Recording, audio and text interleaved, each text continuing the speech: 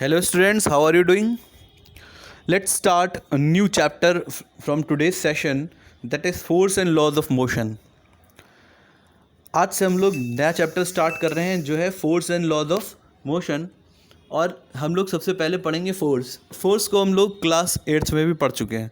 तो एक बार हम लोग फोर्स को सारा रिकॉल कर लेते हैं, हमने फोर्स को क्या क्या चीज़ों के बारे में, फोर्स की किन किन चीज़ों के बारे में पढ़ा था अब तक। Okay, let's start the session. सबसे पहले तो पढ़ लेते हैं फोर्स की डेफिनेशन क्या होती है। फोर्स होता क्या है? फोर्स इज़ डिफाइंड एज पुल और अ पुश। फोर्स क्या होता है? एक पुल या पुश होता है। ये पुल या पुश क्या कर सकता है?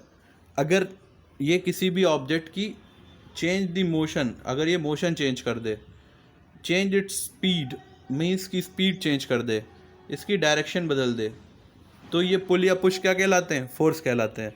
जब तक कि ऑब्जेक्ट कि इनमें से किसी भी चेंज में चेंज ना, किसी भी प्रॉपर्टी में चेंज नहीं आती, तब तक पुल या पुश को हम फोर्स नहीं कह सकते। यानी ऑब्जेक्ट एक्सेलरेट नहीं होता तब तक कि फोर्स नहीं होता। ठीक है, तो फोर्स क्या होता है? पुल या पुश। लेकिन कब? जब ये चेंज इन मोशन कर दे, जब ये स्पीड को स्लो डाउन या स्पीड को बढ़ा दे, जब ये चेंज इन डायरेक्शन कर दे, then we call that pull and push is force. Clear?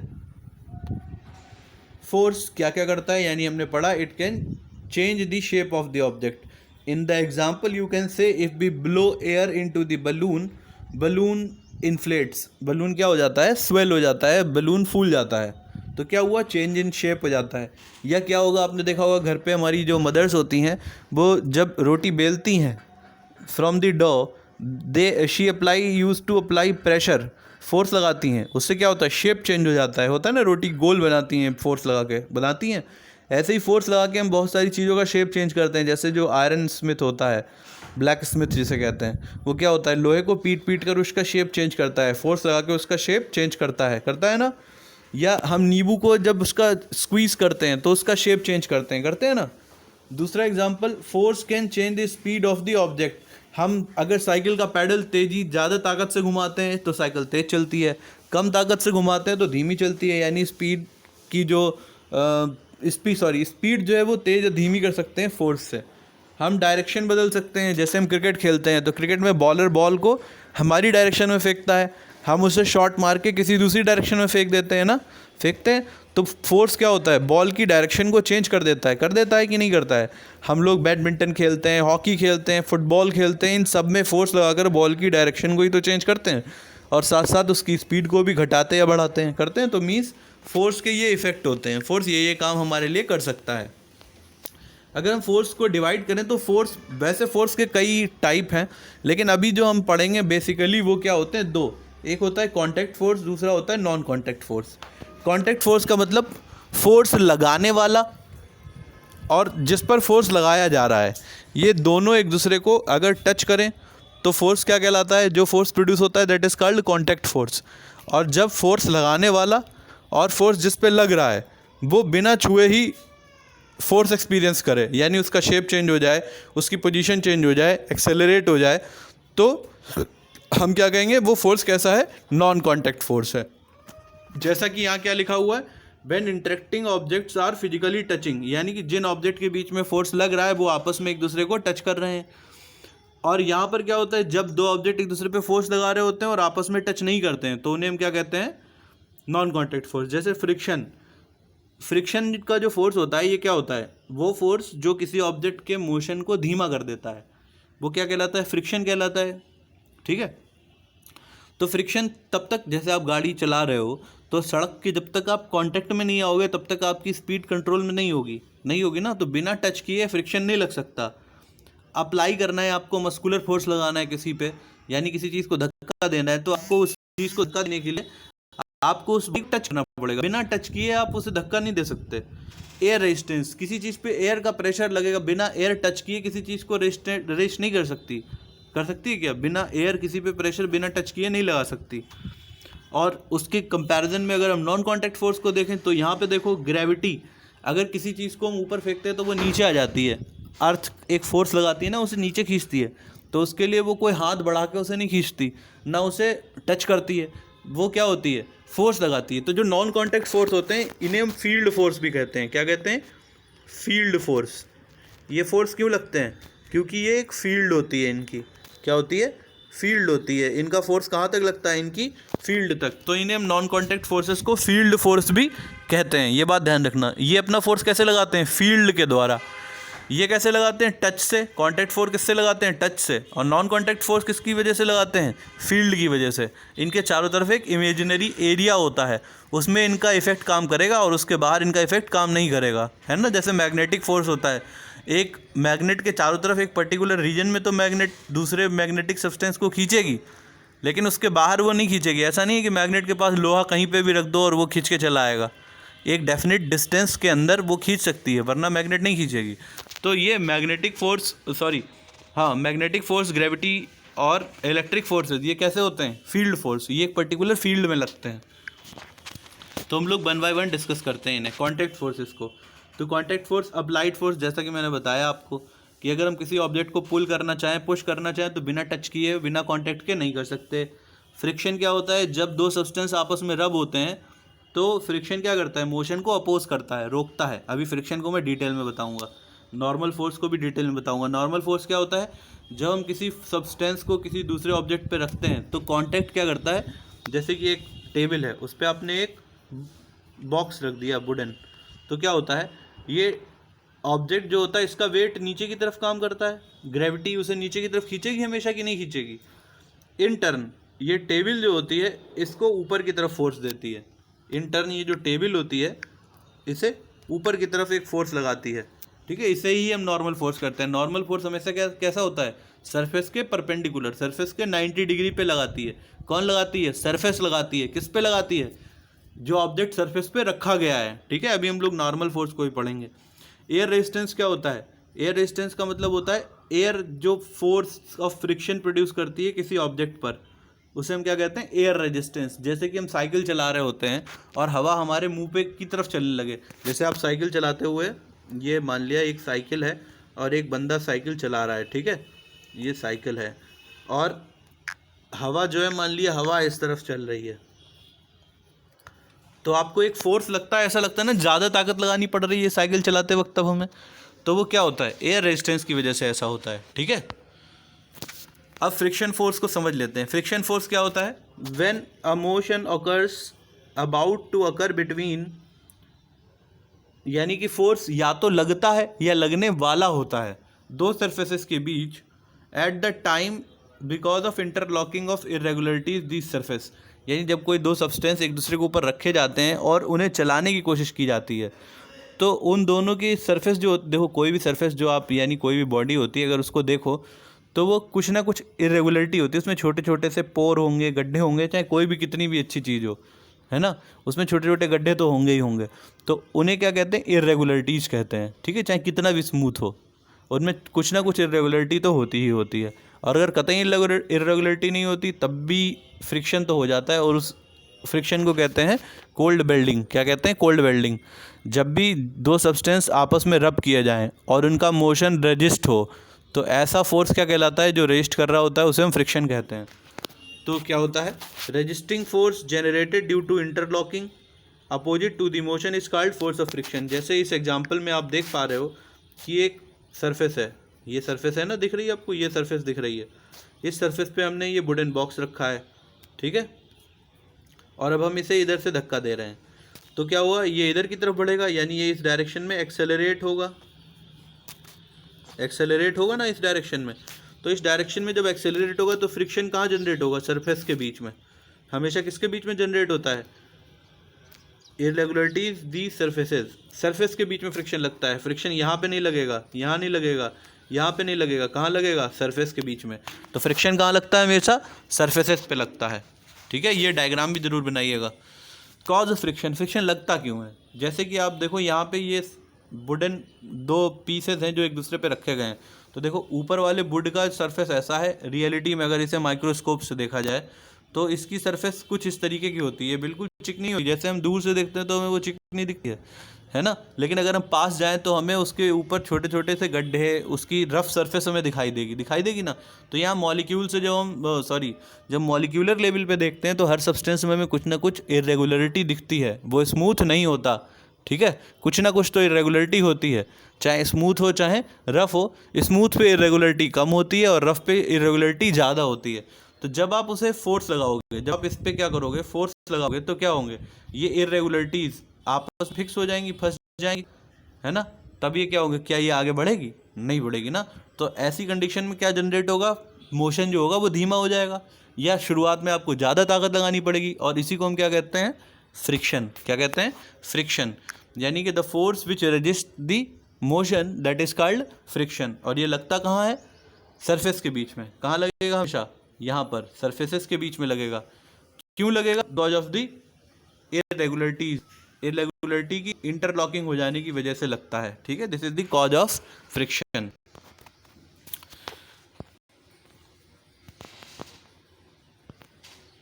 अब नॉर्मल फोर्स क्या होता है, जब फ्रिक्शन लगता है तो फ्रिक्शन में क्या होता है, देखो हर ऑब्जेक्ट को अर्थ अपनी तरफ खींचती है तो ग्रेविटी नीचे की तरफ लगती है।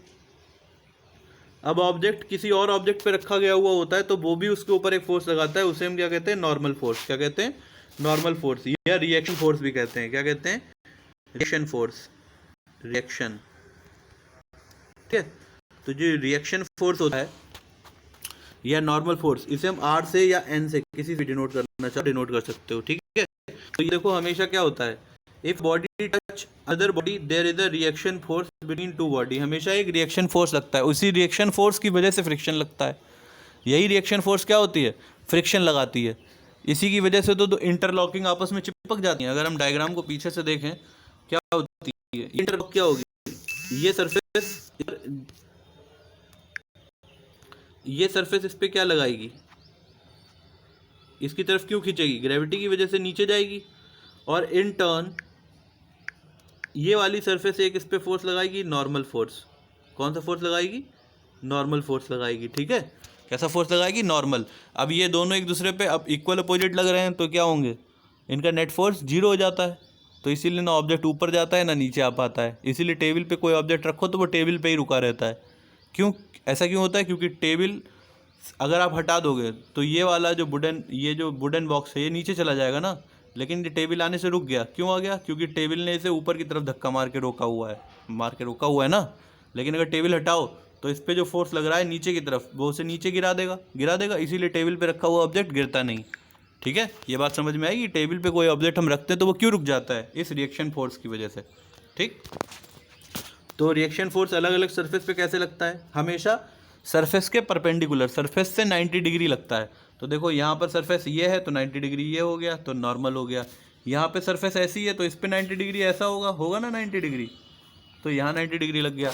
अब अगर आप यहाँ पे देखो तो सरफेस है ये, और बॉल पे सरफेस जो फोर्स लगाएगी वो 90 डिग्री पे ही तो लगाएगी अपने से, तो ये हो गया normal force. This is normal force या रिएक्शन फोर्स, ठीक है। क्लियर है सबको, ये डायग्राम भी बनाइएगा। अब स्टैटिक फ्रिक्शन, यहाँ पे हम लोग फ्रिक्शन के टाइप पढ़ेंगे। क्या पढ़ेंगे, फ्रिक्शन के टाइप्स। फ्रिक्शन जो होता है वो मेनली दो टाइप का होता है, एक होता है स्टैटिक, एक होता है डायनामिक। स्टैटिक फ्रिक्शन कब लगता है, जब हम किसी रुकी हुई चीज़ को मोशन में लाने की कोशिश करते हैं, ठीक है। तो क्या होती है, वो उस मोशन को सबसे ज़्यादा रेजिस्ट करती है, क्यों करती है, क्योंकि देखो इरेगुलरिटी कहीं रुकी हुई चीज़ में ज़्यादा अच्छे से फिक्स होती हैं कि नहीं होती हैं। लेकिन अगर कोई चीज़ चल रही होती है तो वो इंटरलॉकिंग में अच्छे से फंसी हुई नहीं होती, ठीक। तो स्टैटिक फ्रिक्शन क्या होता है, ये मैं पहले भी आपको इस क्लास में पढ़ा चुका हूँ। The opposing force that come into play when one body tends to move over the other surface. यानी जब कोई रुकी हुई बॉडी किसी दूसरी सरफेस पे चलना शुरू करने वाली होती है, ध्यान से सुनिएगा बात को, जब कोई रुकी हुई बॉडी उस पर हम फोर्स लगाते हैं और उसे चलाना शुरू करते हैं तो उस वक्त जो फ्रिक्शन लगता है, सरफेस जो फ्रिक्शन लगाती है, that is called static friction. उसे हम क्या कहते हैं, स्टैटिक फ्रिक्शन, ठीक है। क्या कहते हैं, स्टैटिक फ्रिक्शन। स्टैटिक फ्रिक्शन जिस लिमिट के बाद लगना बंद हो जाता है उसे हम कहते हैं लिमिटिंग फ्रिक्शन। क्या कहते हैं, आगे चल के आप पढ़ोगे, लिमिटिंग फ्रिक्शन कहते हैं उसे, ठीक है। उसके बाद स्टैटिक फ्रिक्शन लगना बंद हो जाता है, और कौन सा फ्रिक्शन लगता है तब? काइनेटिक फ्रिक्शन लगता है। स्टैटिक फ्रिक्शन काइनेटिक फ्रिक्शन से हमेशा ज़्यादा होता है, यानी कि पहली बार आपको किसी भी चीज़ को चलाने में ज़्यादा ताकत लगानी पड़ती है फ्रिक्शन के अगेंस्ट, लेकिन जब आप ताकत लगाते ही चले जाओ तो ऑब्जेक्ट चलने लगेगा, तब आपको कम फोर्स लगानी पड़ेगी ना। तो फ्रिक्शन स्टैटिक वाला ज़्यादा होता है। तो यहाँ क्या होता है, applied force P equal to static friction, तब तक ऑब्जेक्ट रुका रहता है। देखो जब भी हम किसी ऑब्जेक्ट पे ताकत लगाते हैं तो वो हमेशा चलना नहीं शुरू कर देता है, करना शुरू करता है क्या? नहीं। देखो इसे एक्टिविटी के थ्रू बताते हैं आपको एक।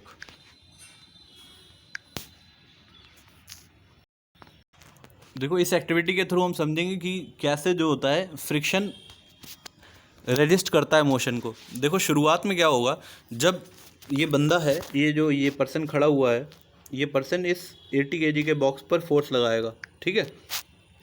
तो आप देखिएगा जैसे जैसे मैं फोर्स लगाऊंगा, जो मेरा फोर्स होगा वो इस डायरेक्शन में दिखाई जाएगा, ठीक है। और फ्रिक्शन का फोर्स, ये मेरा फोर्स होगा, ये अप्लाइड फोर्स होगा, ये इधर दिखेगा, ठीक है। और जो फ्रिक्शन का फोर्स होगा वो इस डायरेक्शन में दिखेगा ना। क्यों दिखेगा? हमने पढ़ा है कि जब हम फोर्स लगाते हैं, हमने पढ़ा है फोर्स हम इस डायरेक्शन में लगा रहे हैं, तो ऑब्जेक्ट मूव भी इसी डायरेक्शन में करेगा ना, मोशन भी इस डायरेक्शन में ही तो करेगा। और फ्रिक्शन किस डायरेक्शन में लगेगा? यहाँ पे लगेगा, इस डायरेक्शन में, अपोजिट तरफ। अगर हम कलर चेंज कर लें तो ज़्यादा सही रहेगा। फ्रिक्शन किस डायरेक्शन में लगेगा? इस डायरेक्शन में लगेगा, ये हमने पढ़ा है ना। तो हम इस एक्टिविटी को देखते हैं कि एक लिमिट तक हम जो फोर्स लगाएंगे तो अप्लाइड फोर्स स्टैटिक फोर्स के बराबर होता रहेगा, तब तक जब तक कि स्टैटिक फोर्स अप्लाइड फोर्स के बराबर रहेगा, static friction applied friction force के बराबर रहेगा, तब तक ऑब्जेक्ट मूव नहीं करता। इसीलिए आगे चल के आप पढ़ोगे हायर क्लास में कि जो फ्रिक्शन अप्लाइड स्टैटिक फ्रिक्शन होता है, ये एडजस्टिंग फ्रिक्शन होता है, मतलब कि एडजस्टिंग फोर्स होता है। जितना आप फोर्स लगाओगे ये उतना ही अपने आप को बढ़ा लेगा, लेकिन एक लिमिट तक। उस लिमिट के बाद ये काम करना बंद कर देगा, तब जो फ्रिक्शन लगेगा वो क्या कहलाएगा? आपका डायनामिक फ्रिक्शन। अब जैसे हम लोग इस पर फोर्स लगाते हैं, अब देखो मैंने 71 न्यूटन का फोर्स लगाया, अप्लाइड फोर्स 71 न्यूटन, ऑब्जेक्ट आगे बढ़ा। अब मैंने 89 लगाया तो फ्रिक्शन कितना है? 89, मेरा फोर्स भी 89। अब मैंने 119 लगाया, अब भी ऑब्जेक्ट नहीं बढ़ा। अब मैंने ऑब्जेक्ट, देखो ये ऑब्जेक्ट जैसे ही मेरा फोर्स 94 तक बढ़ा, लेकिन अब अप्लाइड फोर्स जो है वो 155 है, लेकिन फ्रिक्शन का फोर्स 94 तक ही बढ़ा। तो 94 क्या है? Limiting static friction. इस लिमिट तक ही केवल फ्रिक्शन बढ़ सकता है, और बाकी कोशिश करेंगे तो हम लोग क्या होगा, ऑब्जेक्ट बढ़ना बंद कर देता है, ठीक है। क्लियर है आपको इस एक्टिविटी के थ्रू? तो क्या हुआ, if applied force is equal to static friction, तब तक बॉडी क्या होती है? रेस्ट पे ही रहती है, ठीक है।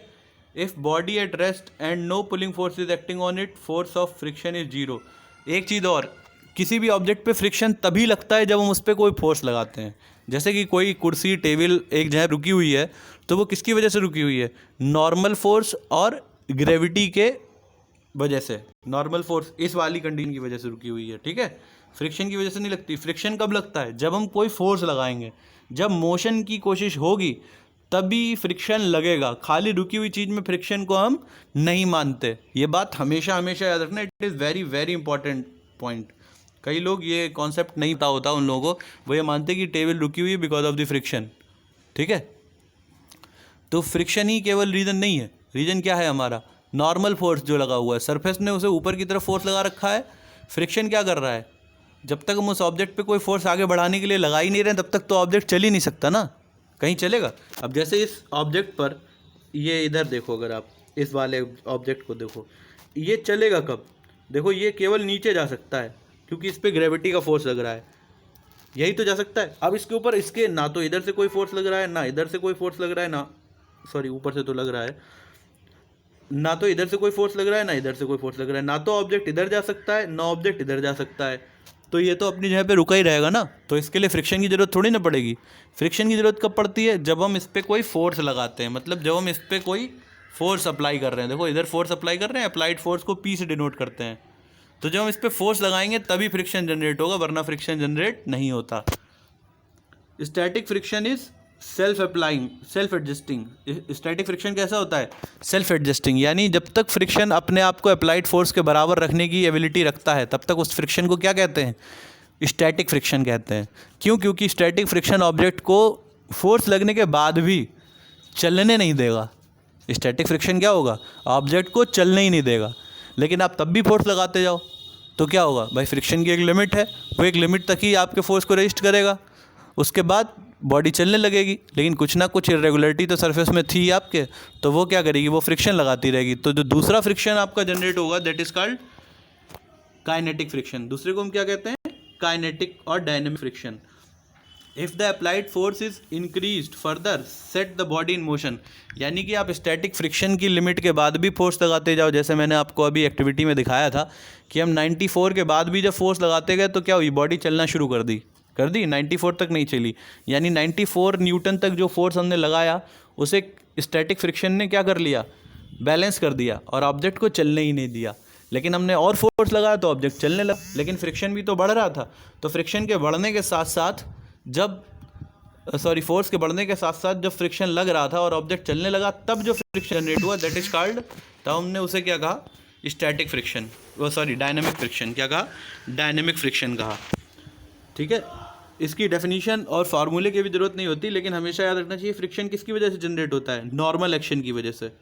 ठीक है, तो friction is proportional to normal action. ठीक है, friction is proportional to normal action. जैसे जैसे आप नॉर्मल एक्शन बढ़ाओगे फ्रिक्शन भी बढ़ेगा। और फिर क्या होता है? जब हम प्रोपोर्शनलिटी हटाते हैं तो एक कांस्टेंट आ जाता है। ये हम पढ़ चुके हैं कि जब भी प्रोपोर्शनल का साइन हटेगा तो एक कांस्टेंट आएगा, और कांस्टेंट यहाँ क्या है? म्यू। इसे हम क्या कहते हैं? म्यू। ठीक है, क्या कहते हैं? म्यू। ठीक है, और ये क्या होता है? म्यू हमें बताता है कि सब्सटेंस का जो सरफेस का जो फ्रिक्शन है वो कितना ज़्यादा है। अगर म्यू की वैल्यू ज़्यादा है तो वो फ्रिक्शन भी ज़्यादा होगा, यानी सरफेस की प्रॉपर्टी होती है म्यू। म्यू हमें क्या बताता है? सरफेस रफ है या स्मूथ। सरफेस रफ है या स्मूथ। अगर म्यू की वैल्यू 1 से कम है तो वो सरफेस कैसी होगी? स्मूथ होगी, और 1 से ज़्यादा हो जाए तो रफ़ होती है। ठीक है, ये खैर अभी आपके लिए ज़रूरी नहीं है। अब काइनेटिक फ्रिक्शन 2 टाइप का होता है, एक होता है स्लाइडिंग, एक होता है रोलिंग। स्लाइडिंग फ्रिक्शन यानी कि जब कोई बॉडी एक दूसरी बॉडी के ऊपर स्लाइड कर रही होती है, आपने स्लाइडर देखे ना, तो जो फ्रिक्शन लगाती है वो body that is called sliding friction. और जो रोलिंग होता है, रोलिंग फ्रिक्शन का मतलब क्या होता है? जब कोई सर्कुलर बॉडी, गोल या स्फेरिकल बॉडी किसी सरफेस पे चलती है तब जो सरफेस उसके ऊपर फोर्स लगाता है that is called rolling friction. उसे हम क्या कहते हैं? रोलिंग फ्रिक्शन कहते हैं। ठीक है,